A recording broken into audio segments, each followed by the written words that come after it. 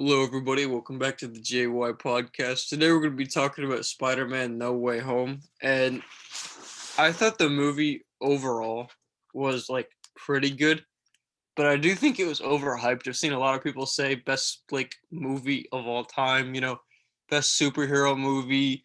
Oh, I really loved it. Like it was pretty good, but I think there's a lot to be talked about when it comes to its flaws, and so that's what we were going to do today. Yeah, so a lot of the problems with this movie is kind of what you notice from the trailers. The only thing that's really a bigger problem for me was how they handled Doc Ock and just some of the villains in this movie just didn't feel needed. Like Lizard and Sandman, for example. They really just felt like they were there just for fan service. Lizard had served no purpose in the movie, and if he wasn't there, nothing would change.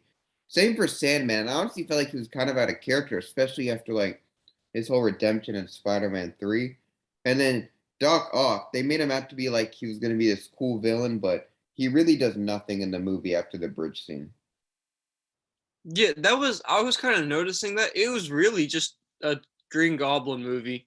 Like Electro did some stuff and like I don't know, who is he? Yeah, no, it was kind of just Green Goblin. And they like they kind of made it out to be that way. He's the one who, spoiler alert, he like killed Aunt May. He's the one that Tom Holland like really hated, like tried to kill. It feels like compared to Green Goblin, every other villain was a side character, and that's not how they portrayed the movie at all. It felt like everyone was going to be a massive threat, and like that's not true at all. And so I think I mean, that's kind of fine. They should have marketed it to be more towards Green Goblin because so maybe someone out there really likes the Lizard or something, and he thought he would get to see cool Lizard action, and he didn't. Lizard got beat in like a minute. Yeah, and I thought in Amazing Spider-Man, Lizard was a pretty okay villain. And then I don't know, this one he just like I kind of just liked him a lot less in the movie. And yeah, like you said, Green Goblin was pretty much the main focus. All these other villains really didn't feel needed. They could have gone the movie without really having them there. And Electro in this movie felt really out of character. Like I feel like he had a whole personality shift from this movie than from Amazing Spider-Man 2. Yeah, that's I wanted to talk about that. That a lot of the characters felt different. So I will go through the list because they're like all kind of different. Lizard went from like an intelligent scientist to like a goofy character that would only make jokes about turning people into lizards. Electro used to be some nerdy dork who like couldn't finish a sentence without looking awkward. Now he's literally just Jamie Foxx, like without being in a character. Sandman, I'm gonna be honest, I don't remember too much about Spider-Man 3, but I thought he kind of had like a redemption arc where he tried to do the good thing by like helping fight the other villains, whatever. But in this one, he kind of just only cares about himself and getting home.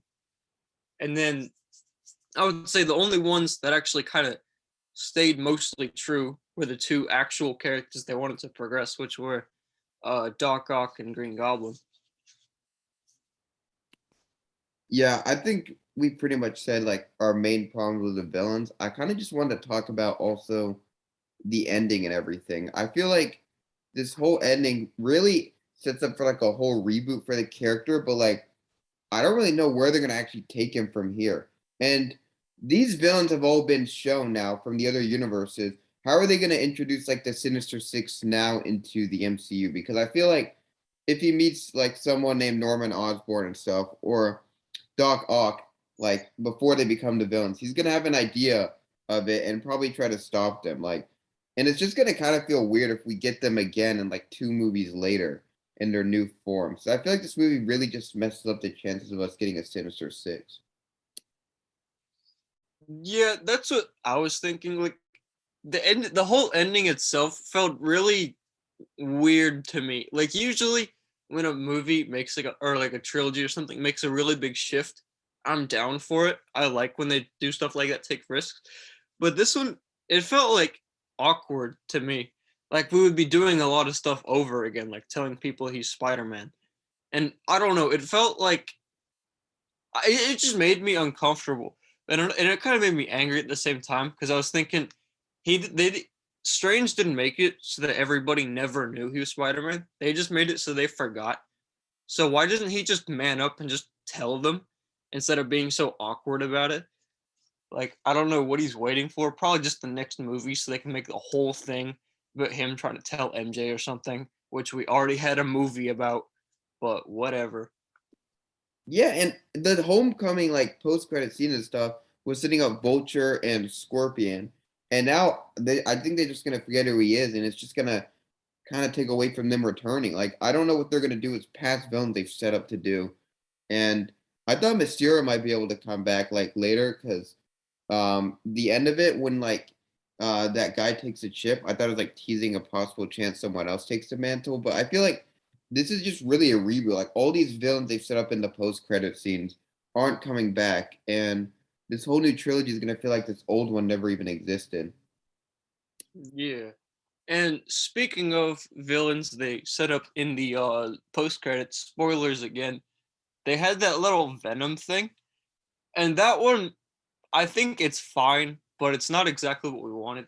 I feel like most fans, when they saw the Venom to like end credit scene, they thought Tom Hardy in our goofy, lovable Venom would go fight Spider-Man. And now we don't know what's gonna happen with that tiny little dot. What I'm gonna guess is that it's gonna be a different Venom. Like he's gonna act different. He's not gonna have Tom Hardy. So then, like, why bother bringing Venom over? Why couldn't they just do something like a different Venom from a different universe and just not bring up the hype like that? Because I like the movie Venom, the goofy like dumb one. So if they're gonna make a different one, just don't get my hopes up like that. And Yeah, also, just a little plot hole. Didn't it say that they only brought people over that knew Spider-Man was Peter Parker? Because Venom didn't know that. He didn't know who he was. yeah, and I was just gonna yeah, I was about to say that. Like, it makes no sense how he's brought over. I feel like they just did it in the post-credit scene for Venom, but didn't actually really think through how it works. And there's only a few things that can happen with a symbiote now. They can have it take over Peter, or they can have it take over Flash Thompson to be Agent Venom. But let's be real, this MCU's version of Flash Thompson is so garbage, and I feel like he's like getting worse each movie. Like Homecoming, he was pretty trash, but he was like somewhat of a convincing bully. Then Far From Home and No Way Home, he's a loser. So I really don't believe he's going to become Agent Venom. And I don't know how they're going to bring back Eddie Brock to this universe now. It's just really weird what they're doing with Venom. And I don't know if they really know what they want to do with him at this point. Yeah, they'll probably do something stupid like make Ned Agent Venom or something. We can't know. I thought the entire ending, like the last 20 minutes of the whole movie, I didn't like it. I thought it was awkward. I thought it kind of makes me less hyped for whatever they have next. They're gonna have to have a really good advertising campaign to get me on board. But yeah, that's kind of all I had to say. What about you? Yeah, I think we've said most of it. I mean, this movie's really just overhyped. Right. Tell us what you think in the comments. Leave a like if you agree. Subscribe if you like the whole video, and see you next time.